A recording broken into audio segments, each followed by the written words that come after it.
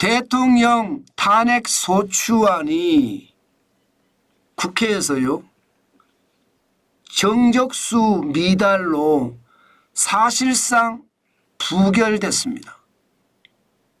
보시는 것처럼 200명의 국회의원 중에 300명의 국회의원 중에 200명이 찬성을 해야 되거든요. 그래야 대통령 탄핵안에 대해서 이게 쉽게 말하면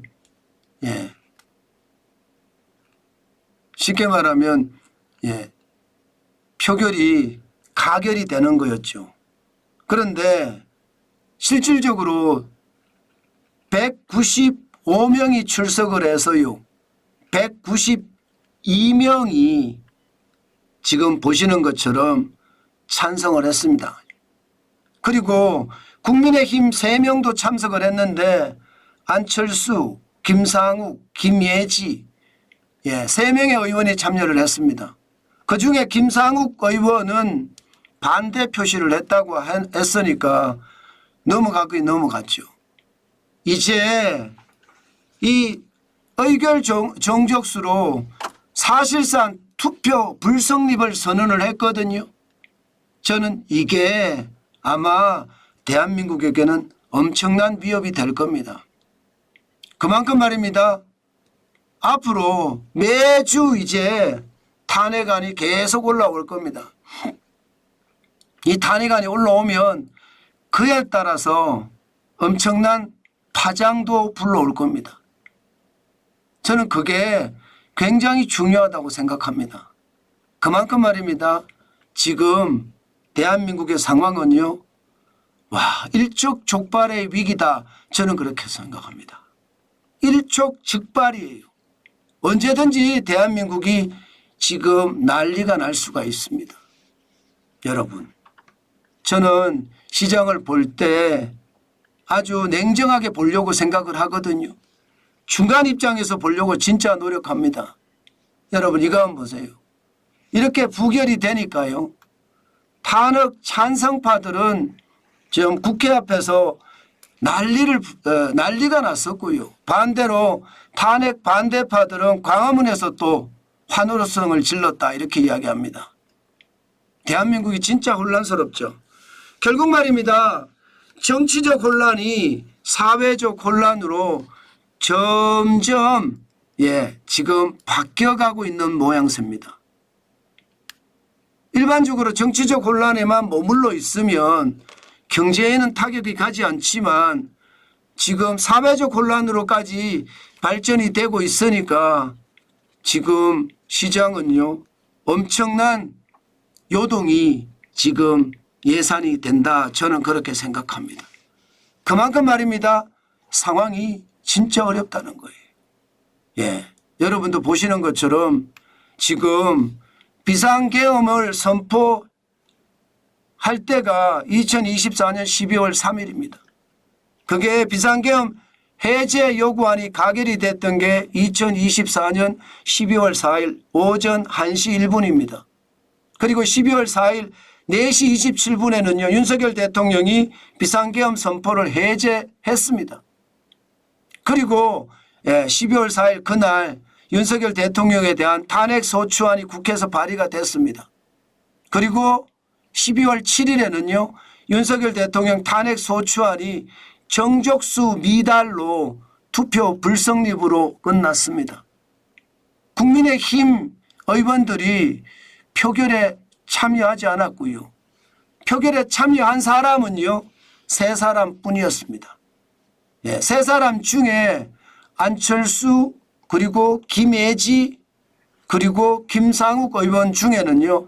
김상욱 의원은 반대표를 던졌다고 했으니까 뭐 확실하게 안철수 의원하고 김예지 의원은 뭐 안 밝혔으니까 내용은 모르지만 진짜 상황은 굉장히 나빠지는 그런 상황이 될 겁니다. 이제 앞으로요.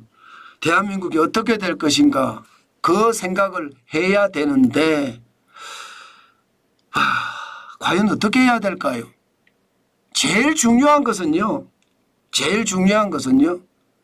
헌법과 법률에 의해서 질서 있는 어떤 상황을 만들어내는 것, 저는 그게 굉장히 중요한 겁니다. 여당에서는요, 질서 있는 퇴진을 이야기하고 있습니다. 그냥 지금은요, 윤석열 대통령이 사실상 직무에서 배제된 거나 다름없다.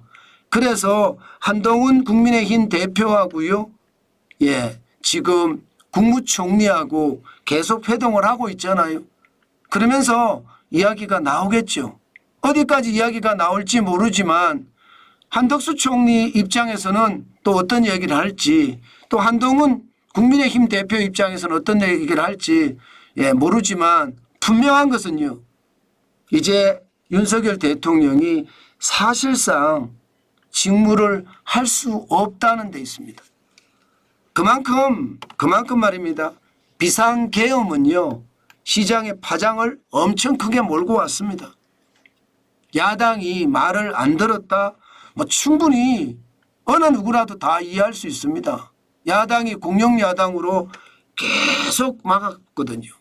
그렇게 생각하면 충격적이었다, 그런 생각이 들거든요. 그런데 비상계엄까지 갔어야 됐느냐, 이런 이야기까지 나올 정도로 시장은 엄청나게 지금 요동을 치고 있습니다. 저는 여러분 반드시 제일 중요한 것은요, 감정적으로 흔들려서는 안 됩니다. 지금 대한민국은요, 감정으로 흘러서 무리하게 모든 일을 추진하면 또 다른 위험이 반드시 따릅니다. 지금은 감정적으로 대응할 것이 아니라 이성적으로 대응할 수 있는 힘이 필요합니다. 그래야지 제가 생각을 해서는요, 대한민국이 바로 설 수 있습니다. 헌법이 있잖아요. 또 법령도 있잖아요. 거기에 따라서 아주 철저하게 저는 돼야 된다고 봅니다.